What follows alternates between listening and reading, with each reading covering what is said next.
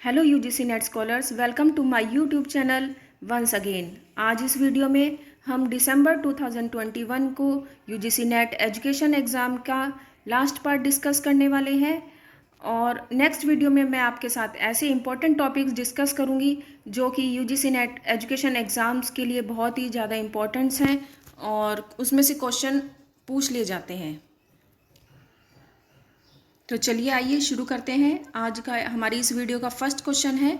इसमें हमें मैच करना है, match list one with list two. List one में हमें चीफ करेक्टरिस्टिक्स दिए गए हैं, लिस्ट टू में लर्निंग स्कूल्स। इसमें हमें मैच करना है।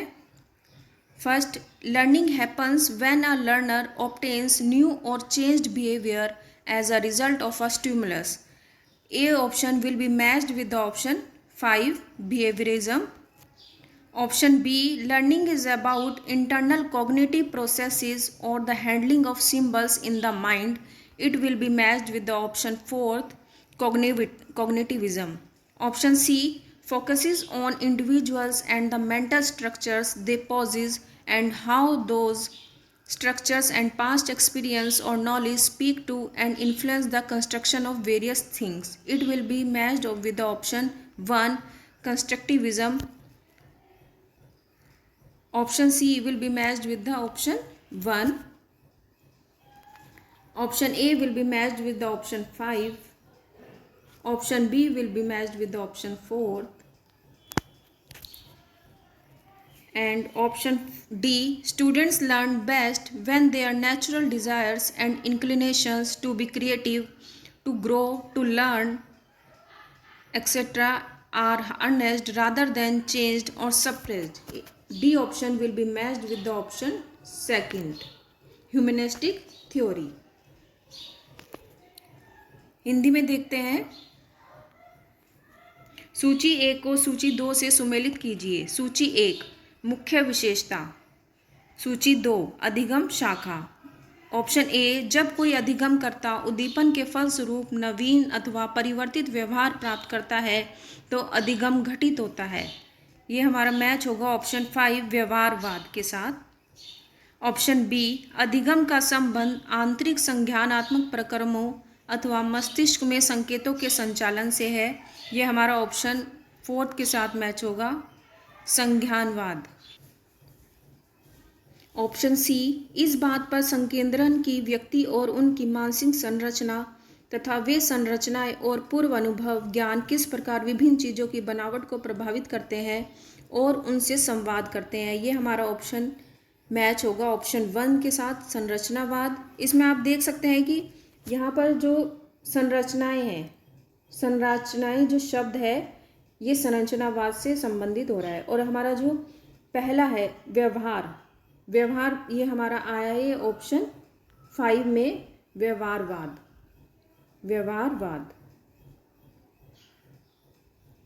ऑप्शन डी है, यदि विद्यार्थियों की प्राकृतिक इच्छाएं और झुकाव, रचनात्मक होना, विकास करना, सीखना इत्यादि परिवर्तित या दमित करने की जगह प्रोत्साहित की जाती हैं तो उनका सर्वोत्तम अधिगम होता है। तो ये हमारा ऑप्शन मैच होगा ऑप्शन 2 के साथ, संयोजनवाद।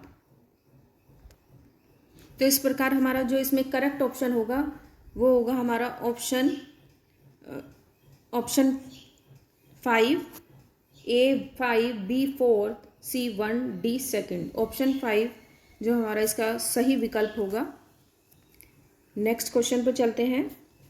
यहाँ पर असर्शन और रीज़न दिया गया है, तो चलिए देखते हैं। Given below are 2 statements, one is labelled as assertion A and the other is labelled as reason R. Assertion A, PWD Act 2016 is based on the principles of respect for inherent dignity, individual autonomy, including the freedom to make one's own choices and independence of persons. Reason R, in India, a child has to right to get admission to any school as per his or her choice. In the light of the above statement, choose the correct answer from the options given below.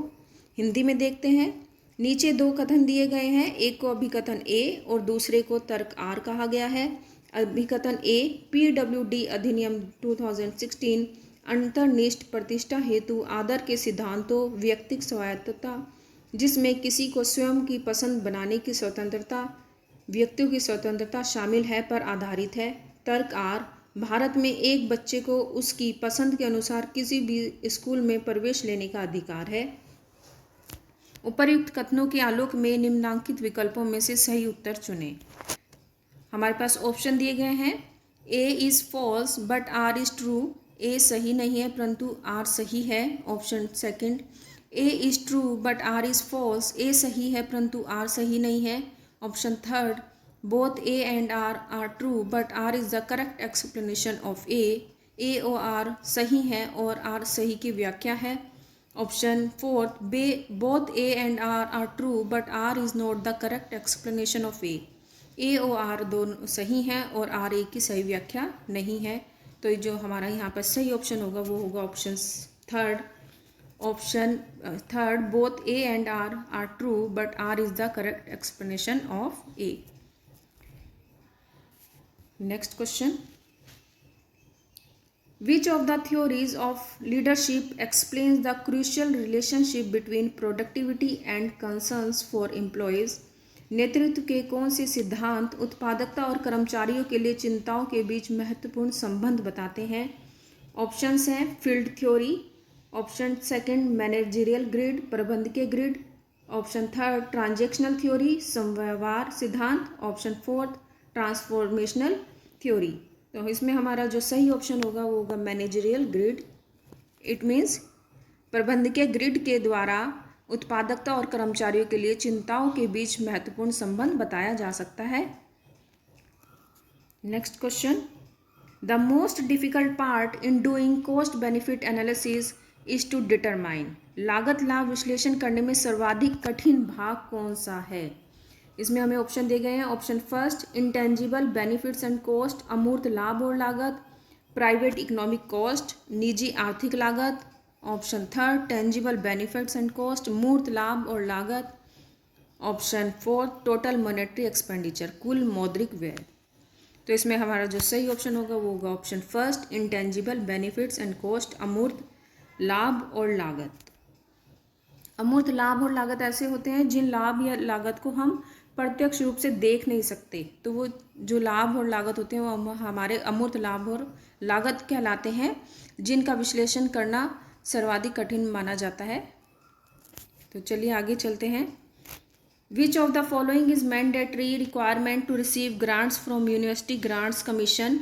विश्वविद्यालय अनुदान आयोग से अनुदान प्राप्त करने के लिए निम्नलिखित में से कौन सी एक अनिवार्य आवश्यकता है? ऑप्शन दिए गए हैं।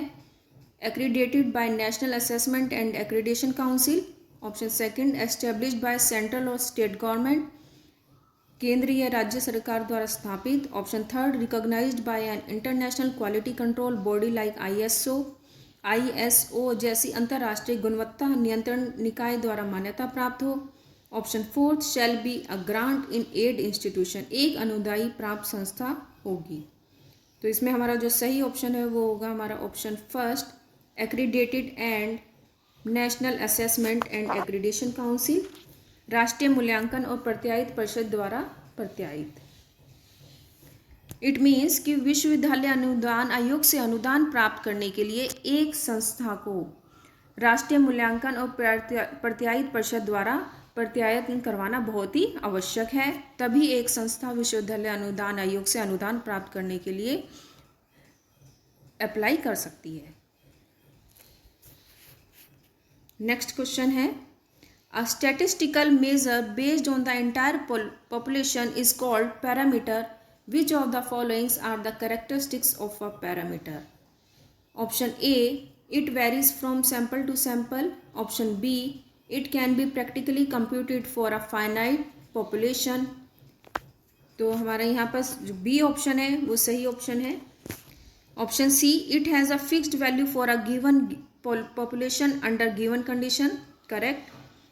Option D, it changes with the size of the population, it is not correct. Option E, it can be estimated by using sampling variance, it also correct. So there are B, C, E options are correct for the parameter. Hindi में देखते हैं। संपूर्ण जनसंख्या पर आधारित सांख्यिकी परिमाप को प्राचल कहा जाता है। निम्नलिखित में से कौन सी एक प्राचल की विशेषताएं हैं? ऑप्शन दिए गए हैं, इसमें एक प्रतिदर्श से दूसरे प्रतिदर्श में भिन्नता होती है। ऑप्शन बी, यह एक परिमित जनसंख्या के लिए व्यवहारिक रूप से परिकलित की जा सकती है। ऑप्शन बी सही। ऑप्शन सी, इसमें दी गई शर्तों के तहत एक निश्चित जनसंख्या के लिए एक निश्चित मूल्य है। सही। ऑप्शन डी, यह जनसंख्या के आकार के साथ बदलता है। सही नहीं। ऑप्शन ई, इसके आकलन नमूने के विचलन का उपयोग करके लगाया जा सकता है। तो यहाँ पर जो हमारा सही ऑप्शन होगा वो होगा ऑप्शन थर्ड, जिसमें बी सी ये ऑप्शन दिए गए हैं। नेक्स्ट क्वेश्चन पर चलते हैं। What are the basic principles of total quality management as a process? ये हमारा जो क्वेश्चन है ये यूनिट 9 से आया है, मैनेजमेंट से रिलेटेड है। तो इसमें देखते हैं कि ऑप्शन दिए गए हैं। ऑप्शन ए, कस्टमर सेटिस्फेक्शन, बिल्कुल सही। टोटल क्वालिटी मैनेजमेंट के लिए हमें सबसे जो पहला हमारा बेसिक प्रिंसिपल है वो है कस्टमर सेटिस्फेक्शन। सही। B, total employment involvement. सही। सी, सैलरी टू एम्प्लॉय, ये सही नहीं होगा हमारा option. Option D, effective communication is very important for the total quality management. Fact based decision, सही।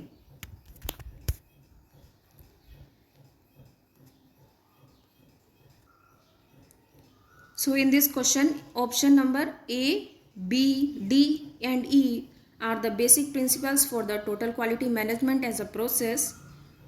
हिंदी में देखते हैं, संपूर्ण गुणवत्ता प्रबंधन TQM का प्रक्रम के रूप में आधारभूत सिद्धांत क्या है? A, ग्राहक संतुष्टि, बिल्कुल सही है। कर्मचारी की सहभागिता, सही। कर्मचारी का वेतन, ये हमारा इसमें नहीं आएगा, जो कि क्योंकि ये एक इम्पॉर्टेंट पार्ट नहीं है टोटल क्वालिटी मैनेजमेंट का। ऑप्शन डी, प्रभावी संप्रेषण। ऑप्शन ई, तथ्य आधारित निर्णय। तो यहाँ पर हमारे ऑप्शन ए, बी, डी, ई सही होते हैं। तो यहाँ पर हम जाएंगे ऑप्शन बी के साथ, जिसमें कि option A, B, D, E दिए गए हैं। नेक्स्ट क्वेश्चन है, experimental learning theories that situate experience at the core of the learning process are based on. अधिगम प्रक्रम के मूल में अनुभव को स्थित करने वाले प्रायोगिक अधिगम सिद्धांत आधारित हैं। ऑप्शन दिए गए हैं। Option first, both social and constructive theory of learning, अधिगम के सामाजिक सिद्धांत और रचनात्मक सिद्धांत दोनों। Option B, cognitive theories of learning, अधिगम का संज्ञानात्मक सिद्धांत। Option third, constructivist theory of learning, अधिगम का रचनात्मक सिद्धांत। Option fourth, social learning of theories, social theories of learning, अधिगम का सामाजिक सिद्धांत। So there is correct option is first, both social and constructive theory of learning, अधिगम के सामाजिक सिद्धांत और रचनात्मक सिद्धांत दोनों।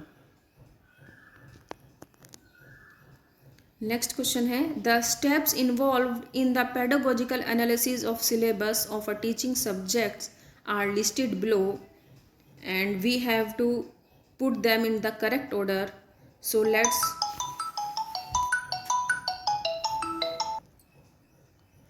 options given are option A, formulation of instructional objectives and stating them in the behavioral terms. Option B, selection of teaching method, classroom activities and needed equipment. Option C, content analysis of the subject matter in terms of units, subunits, concepts and subconcepts. Option D, choice of appropriate method of evaluation of learning outcomes. Place these steps in a correct order. Choose the correct answer from the options given below. So the first step will be option C, content analysis of the subject matter in terms of units, subunits, concept and subconcepts. Option second will be formulation of instructional objective and stating them in behavioral terms. Option third will be the option B, selection of teaching method, classroom activities and needed equipment. Option B will be the third step. Option D will be the fourth step, choice of appropriate method of evaluation of learning outcomes. So the first step will be content analysis, second formulation of instructional objective, Third, selection of teaching method, classroom activity and needed equipment. And the last will be the choice of appropriate method of evaluation for learning outcomes. Hindi में देखते हैं।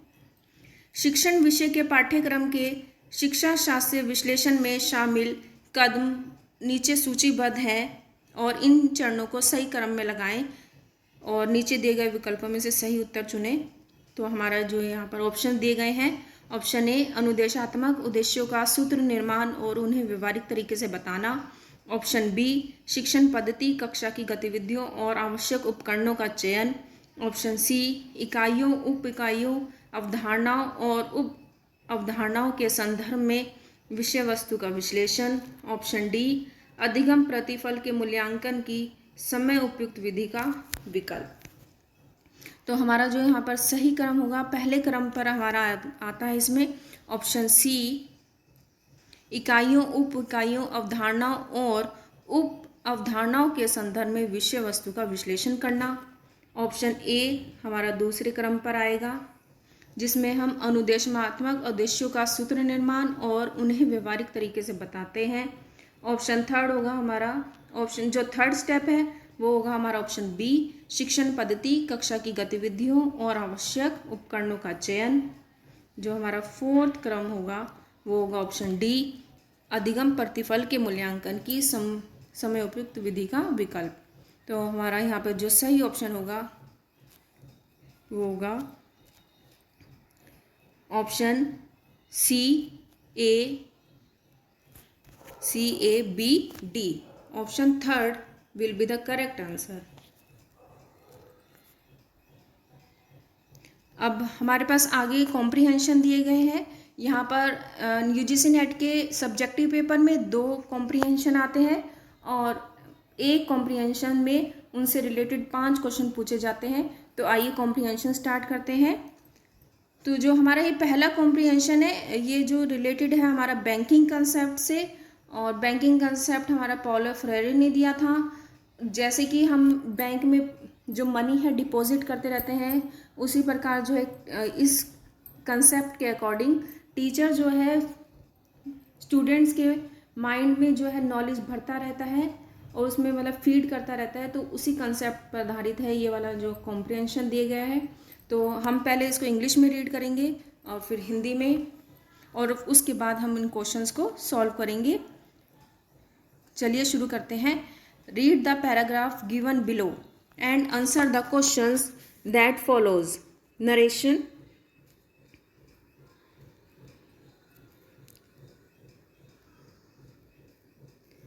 With the teacher as narrator, leads the students to memorize mechanically the narrated content.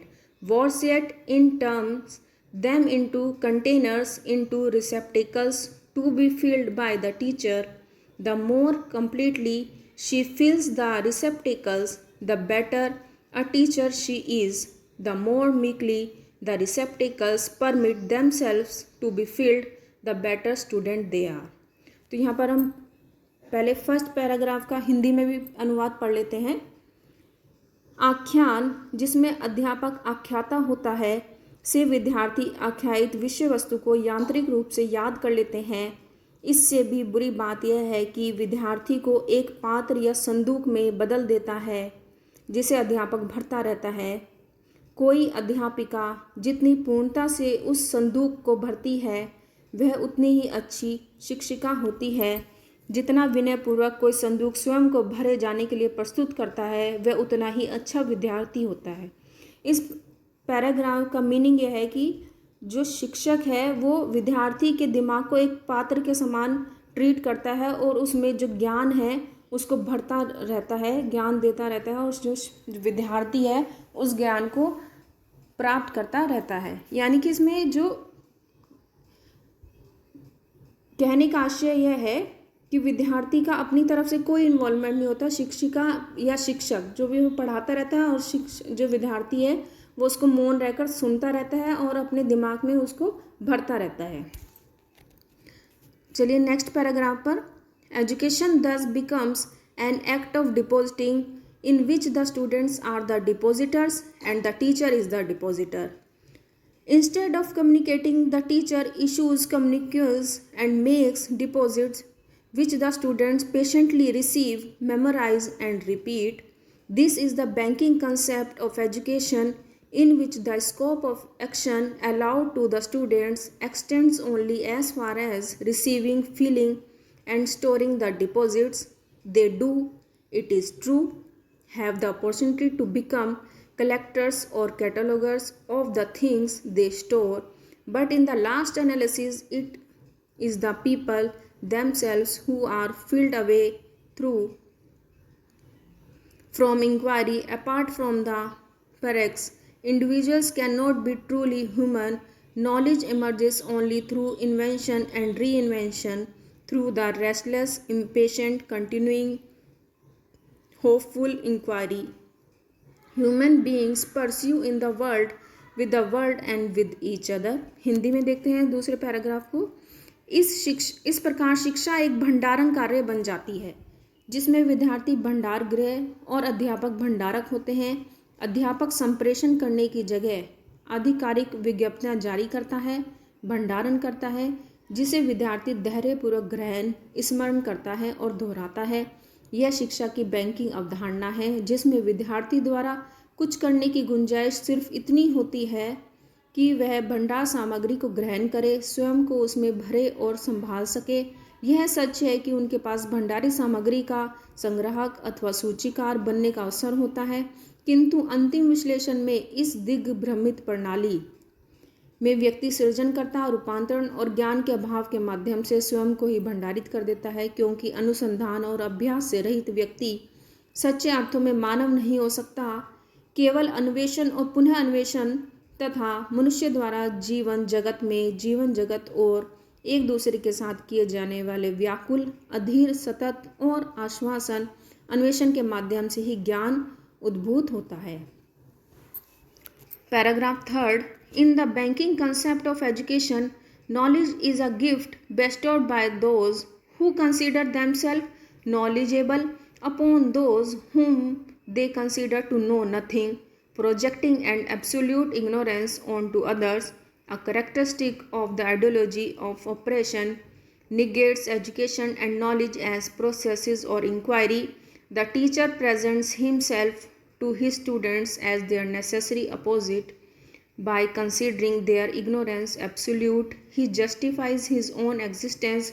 The students, alienated like the slave in the Hegelian Hegel dialect, accept their ignorance as justifying the teacher's existence, but unlike the slave, they never discover that they educate the teacher. Hindi में देखते हैं 3rd paragraph. शिक्षा की banking अवधारणा में ज्ञान स्वयं को ज्ञानी मानने वाले व्यक्तियों द्वारा उन व्यक्तियों को दिया जाने वाला एक उपहार है जिन्हें वे अज्ञानी मानते हैं। दूसरे को पूर्णतः अज्ञानी मानना, जो दमन की विचारधारा का गुण है, एक अनुसंधान प्रक्रम के रूप में शिक्षण और ज्ञान को विफल बना देता है। अध्यापक विद्यार्थियों के सामने स्वयं को उनका आवश्यक प्रतिलोम बनाकर प्रस्तुत करता है। उन्हें पूर्णतः अज्ञानी मानकर वह अपने स्वयं के अस्तित्व का औचित्य सिद्ध करता है। हेगल की द्वंद्ववाद की भाषा में कहें तो विद्यार्थी एक विमुख दास की भांति अध्यापक के अस्तित्व का औचित्य सिद्ध करते हुए अपनी अज्ञानता को स्वीकार कर लेते हैं, किंतु उस दास के विपरीत उन्हें यह कभी पता नहीं चलता कि वे अध्यापक का शिक्षण करते हैं। तो इस पैराग्राफ में जो नरेटर है वो क्या कहना चाहता है कि जो शिक्षार्थी हैं वो मात्र एक दास की भांति हैं, और जो शिक्षक है वो अपना जो ज्ञान है वो विद्यार्थियों के ऊपर उड़ेलता रहता है, और जो विद्यार्थी हैं वो उसे मौन रहकर प्राप्त करते हैं और उन्हें याद करने की कोशिश करते हैं। तो चलिए आइए देखते हैं इस पैराग्राफ के पर आधारित कौन कौन से क्वेश्चन दिए गए एग्जाम में। फर्स्ट क्वेश्चन है, according to this passage knowledge must be acquired through. इस गद्यांश के अनुसार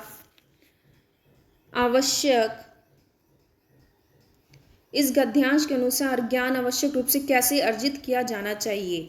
ऑप्शन दिए गए हैं, a process of inquiry about content, विषय वस्तु के बारे में एक अनुसंधान प्रक्रम के माध्यम से। Option second, mechanical memorisation of the content, विषय वस्तु को यांत्रिक रूप से याद करने के माध्यम से। Option third, receiving, memorising and storing content, आग्रहण, स्मरण और विषय वस्तु भंडारण के माध्यम से। Option fourth, transfer of content by knowledgeable to less knowledgeable, ज्ञानी व्यक्ति द्वारा अज्ञानी को विषय वस्तु के अंतरण के माध्यम से। तो यहाँ पर हमें ये बताया, हमें यह आंसर देना है कि ज्ञान आवश्यक रूप से कैसे अर्जित किया जाना चाहिए, बल्कि यह नहीं कि जो बैंकिंग सिस्टम में किया जाता है, ज्ञान बैंकिंग सिस्टम में जो दिया जाता है उसको नहीं बताना है, बल्कि हमें यह बताना है कि व्यवहारिक रूप से ज्ञान किस प्रकार शिक्षक द्वारा विद्यार्थियों को दिया जाना चाहिए। तो यहाँ पर जो हमारा सही ऑप्शन होगा वो होगा option A process of inquiry about content. It means विषय वस्तु के बारे में एक अनुसंधान प्रक्रम के माध्यम से एक शिक्षार्थी द्वारा ज्ञान जो है अनुसंधान करके प्राप्त किया जाना चाहिए। नेक्स्ट क्वेश्चन है, this passage depicts existing education system as यह गद्यांश विद्यमान शिक्षा प्रणाली को किस रूप में प्रस्तुत करता है। ऑप्शन है फर्स्ट, लेजिस फेयर, हस्तक्षेप की नीति। ऑप्शन सेकंड, डेमोक्रेटिक, लोकतांत्रिक। Option third, learner centred. Option fourth, teacher centred. तो हमारा जो यहाँ पर सही ऑप्शन होगा वो होगा ऑप्शन फोर्थ, टीचर सेंटर्ड, क्योंकि इस जो विद्यमान गद्यांश है उसमें किस प्रकार की शिक्षा प्रणाली का वर्णन किया गया, अध्यापक केंद्रित, यानी कि इस शिक्षा में अध्यापक ही मुख्य अदा को निभाता है और जो छात्र हैं वो मात्र अध्यापक के इंस्ट्रक्शंस को फॉलो करता है। अगला क्वेश्चन देखते हैं, the main characteristics of banking concept of education is. Options given are: option first, both teacher and students discuss with each other. Option second, students raise question for answers. Option third, students speak and teacher listen. विद्यार्थी बोलते हैं और अध्यापक सुनता है. Option fourth, the teacher tells and the students listen. तो इसमें हमें बताना है कि बैंकिंग अवधारणा का जो मुख्य अभिलक्षण है वो क्या है। तो इसमें जो हमारा सही ऑप्शन होगा वो होगा option fourth, the teacher tales and students listen. अध्यापक बोलता है और विद्यार्थी केवल सुनते हैं। तो यहाँ पर जो हमारी शिक्षा प्रणाली है वो शिक्षक केंद्रित शिक्षा प्रणाली है इस पैराग्राफ में। नेक्स्ट क्वेश्चन पे चलते हैं, knowledge has to emerge mainly through. ज्ञान का उद्भव मुख्यतः किसके माध्यम से होना चाहिए। तो यहाँ पर देखते हैं कि ज्ञान का जो उद्भव है वो मुख्यतः किसके माध्यम से होना चाहिए। ऑप्शन दिए गए हैं। Option first, listening to teachers, अध्यापकों को सुनना। Option second, memorising the content, विषय वस्तु को याद करना। Option third, reading the books, पुस्तकें पढ़ना। Option fourth, reflection and action, चिंतन और कार्य। तो हमारा जो यहाँ पर सही ऑप्शन होगा वो होगा ऑप्शन फोर्थ, जो कि हमारा ऑप्शन ये हमारा पैराग्राफ सेकंड में दिया गया है कि जो हमारी नॉलेज है वो हमारी इन्वेंशन एंड री इन्वेंशन के अकॉर्डिंग होनी चाहिए। इसके साथ हमारे आगे भी अभी एक क्वेश्चन है इसी पैराग्राफ से रिलेटेड, चलिए करते हैं। The main criticism of banking system of education is. शिक्षा की बैंकिंग प्रणाली की मुख्य आलोचना क्या है। इम्फेसिस ऑन मेमोराइजेशन, स्मरण पर बल। Option second, not developing individual as human beings, व्यक्तियों को मनुष्य के रूप में विकसित नहीं करना। Option third, process of knowledge transfer, ज्ञान अंतरण प्रक्रम। Option fourth, treating students as slaves. तो इसमें हमारा जो सही ऑप्शन होगा option second, not developing individual as a human beings, व्यक्तियों को मानव के रूप में विकसित नहीं करता है बैंकिंग सिस्टम। अब हम चलते हैं हमने नेक्स्ट पैराग्राफ की और इसको पहले हम रीड करेंगे, जो कि हमारा ये सेकंड कॉम्प्रिहेंशन दिया गया है। ये हमारा नेशनल एजुकेशन पॉलिसी से रिलेटेड है, जिसमें कि उन्होंने जो चेंजेस किए हैं उसको नरेट किया गया है इस पैराग्राफ में, उनसे रिलेटेड क्वेश्चन है। First of all we will read in English then in Hindi. NEP leads with 3 radical changes that will bring much needed relief from the tunnel vision of restricted students' potential. The first is the exit and the re-entry of students in universities. We all live with uncertainty, but this should not be a reason to lose out on one's degree. Combined with the ability to transfer credits across universities, this gives true freedom to students to find their benefit. The second is multidisciplinary across schools and higher education.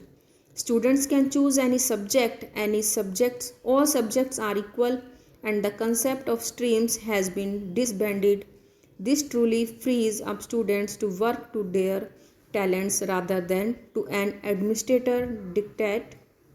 The third is the flexibility given in board exams. Again, more choice, more chances to get it right. This is to support students to be their best selves in a way that had not been enabled before. NEP has to recognize the urgency of foundational learning and upgraded it to a mission. There are many other things that NEP gets right, such as focus on teacher training for schools, the fund for educating girls, and the freedom for university course length, among others. Creating a framework for teachers to only teach and not to opt for other duties is good, as it emphasizes on supporting the less able. The intent is to bridge gaps that have been untended for too long. There is so much to be said and done here, and it is already too little too late, but every effort must be appreciated. The challenge is to get it right. Hindi में देखते हैं। NEP में 3 आमूल परिवर्तनों का प्रस्ताव है जो प्रतिबंधित छात्र क्षमता की संकीर्ण दृष्टि से अत्यावश्यक राहत पहुंचाएगा। पहला, विश्वविद्यालयों में छात्रों का निकास और पुनः प्रवेश है। हम सभी अनिश्चितता के साथ जीते हैं, लेकिन यह किसी को उसकी उपाधि से वंचित करने का कारण नहीं होना चाहिए। विश्वविद्यालयों में क्रेडिट के अंतरण करने की क्षमता के साथ यह छात्रों को उनकी सबसे अच्छी उपयुक्तता खोजने की सच्ची स्वतंत्रता देता है। दूसरा, समस्त विद्यालयों और उच्च शिक्षा हेतु बहुविषयत्व है। छात्र किसी भी विषय को चुन सकते हैं, सभी विषय समान हैं और धाराओं की अवधारणा को समाप्त कर दिया है। यह इस सही मायने में छात्रों को एक प्रशासक के आदेशानुसार कार्य करने की बजाय उनकी अपनी प्रतिभा के अनुसार काम करने के लिए मुक्त करता है। तीसरा, बोर्ड परीक्षा में दिया गया लचीलापन, अधिक विकल्प और सही करने के लिए अधिक संभावनाएं। यह छात्रों को इस प्रकार अपना सर्वोत्कृष्ट प्राप्त करने में सहारा देता है जैसे पहले कभी नहीं किया गया था। NEP ने आधारभूत अधिगम की तात्कालिकता को भी मान्यता दी है और इसे एक मिशन का रूप दिया है। कई अन्य चीज़ें हैं जो NEP में सही मिलती हैं, जैसे कि अन्य चीज़ों के साथ साथ विद्यालयों के लिए शिक्षक प्रशिक्षण पर बल, बालिकाओं को शिक्षित करने की निधि और विश्वविद्यालय पाठ्यक्रम समावेदियों हेतु स्वतंत्रता। ऐसा ढांचा तैयार करना जहां शिक्षकों को मात्र अध्यापन का कार्य हो और उन्हें अन्य कार्यों में न लगाया जाए। एक अच्छी बात है कि और ऐसी भी अच्छी बात है कि अल्प सक्षम व्यक्तियों की मदद पर जोर देना। अभिप्राय है कि उन खाइयों को भरना जिन पर लंबे समय से ध्यान नहीं दिया गया है। यहाँ कहने और करने के लिए बहुत कुछ है और यह पहले से ही बहुत कम और बहुत देर से हुआ है, परंतु प्रत्येक प्रयास प्रशंसा की जानी चाहिए। चुनौती है कि इसे ठीक से किया जाए। तो चलिए आइए क्वेश्चन देखते हैं हम। इस पैराग्राफ से रिलेटेड क्या क्वेश्चन दिए गए हैं। हमें यहाँ पर कॉम्प्रिहेंशन को सॉल्व करने के लिए सबसे पहले पैराग्राफ को कम से कम 2 बारी रीड करना चाहिए और फिर क्वेश्चंस को हमें सॉल्व करना चाहिए। तो फर्स्ट क्वेश्चन देखते हैं इस पैराग्राफ से related. Which of the following is not under radical changes. निम्नलिखित में से कौन सा आमूल परिवर्तन के अंतर्गत नहीं है। ऑप्शन दिए गए हैं exit and re entry of students, ये हमारा ऑप्शन में था। फ्लेक्सिबिलिटी ये भी होनी चाहिए। इंसेंटिवाइजिंग टीचर्स, शिक्षकों को प्रोत्साहन देना। ऑप्शन 4 मल्टी डिसिप्लिनरिटी, बहुविषय तत्व। तो हमारे यहाँ पर जो आमूल परिवर्तन के अंतर्गत नहीं है वो है ऑप्शन थर्ड, इंसेंटिवाइजिंग टीचर, शिक्षकों को प्रोत्साहन देना। तो ये हमारा यहाँ पर जो करेक्ट आंसर होगा, क्योंकि जो आमूल परिवर्तन के अंतर्गत आए हैं वो ये तीनों थे। जो शेष हैं छात्रों का निकास और पुनः प्रवेश, लचीलापन, बहुविषयक तत्व। Next question, multidisciplinarity will be ensured, बहुविषयक तत्व को सुनिश्चित किया जाएगा। ऑप्शंस दिए गए हैं, एक्रॉस हायर एजुकेशन लेवल, समस्त उच्च शिक्षा स्तर पर। Option second, across school education level. Option third, across technical education level. Option fourth, irrespective of levels of education, शिक्षा के स्तर को ध्यान रखे बगैर। So the correct option will be option fourth, irrespective of levels of education. Next question, which of the following is wrong statement, निम्न में से कौन सा कथन गलत है। Options given are, first option, credit transfer will give freedom to the students, साख अंतरण से छात्रों को स्वतंत्रता मिलेगी। Option B, disciplinary boundaries will be broken, विषयगत सीमाएं समाप्त हो जाएंगी। Option C, foundational literacy is an utmost urgency, आधारभूत साक्षरता अत्यंत आवश्यक है। Option fourth, student can choose any subject within a discipline. तो यहाँ पर हमारा जो सही ऑप्शन होगा वो option fourth. Next question, which of the following statement is not correct, निम्नलिखित में से कौन सा कथन गलत नहीं है। इट मीन्स कि हमें यहाँ पर बताने कि कौन सा कथन सही है। Options, first option, credit transfer will be done with in central and state universities, credit अंतरण केंद्रीय और राज्य विश्वविद्यालयों के अंतर्गत किया जाएगा। Option second, credit transfer will be done within the central universities, केंद्रीय विश्वविद्यालयों के अंतर्गत क्रेडिट अंतरण किया जाएगा। Option third, credit transfer will be done with the state universities, credit अंतरण राज्य विश्वविद्यालयों के अंतर्गत किया जाएगा। Option fourth, credit transfer will be done within the universities and HEIs, HEIs means higher education institutes, credit अंतरण विश्वविद्यालयों और HEI के अंतर्गत किया जाएगा। तो यहाँ पर हमारा जो सही ऑप्शन होगा option fourth, credit transfer will be done within the universities and HEIs। Next question, ये हमारा इस क्वेश्चन पेपर का लास्ट क्वेश्चन है। तो चलिए देखते हैं, which of the following statement is not wrong, कौन सा कथन गलत नहीं है, यानी कि इट मीन्स इसमें भी हमें बताना है कि सही ऑप्शन क्या है।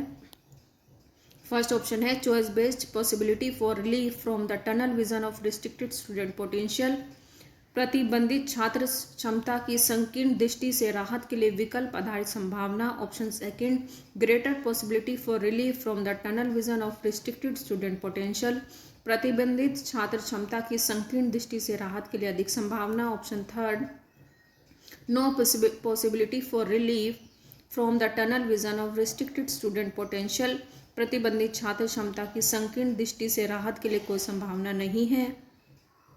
Option fourth, restricted possibility for relief from the tunnel vision of restricted student potential, प्रतिबंधित छात्र क्षमता की संकीर्ण दृष्टि से राहत के लिए प्रतिबंधित संभावना।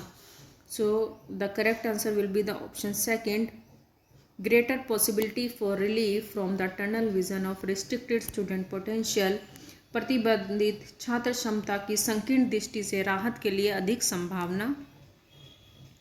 तो इसी के साथ हमारे जो UGC नेट एजुकेशन दिसंबर 2021 में एग्ज़ाम हुआ था उसको आज उस क्वेश्चन पेपर को हम यहाँ पर कंप्लीट करते हैं। और अगर आपको ये वीडियो पसंद आए तो लाइक शेयर और सब्सक्राइब जरूर करें, और इसको अपने दोस्तों के साथ भी आप शेयर कीजिए, फ्रेंड्स के साथ शेयर कीजिए। और अगली वीडियो में हम डिस्कस करेंगे कुछ ऐसे टॉपिक्स जो आपके UGC नेट एजुकेशन के लिए बहुत ही बेनिफिशियल होंगे, और उन टॉपिक्स को देखकर आप अच्छे मार्क्स गेन कर सकते हैं। और उन टॉपिक्स के साथ हम ऐसे क्वेश्चंस भी डिस्कस करेंगे जो आपके नेट एजुकेशन एग्ज़ाम के लिए बहुत इम्पोर्टेंट है। तो तब तक के लिए आपसे अलविदा, बाय बाय, थैंक यू।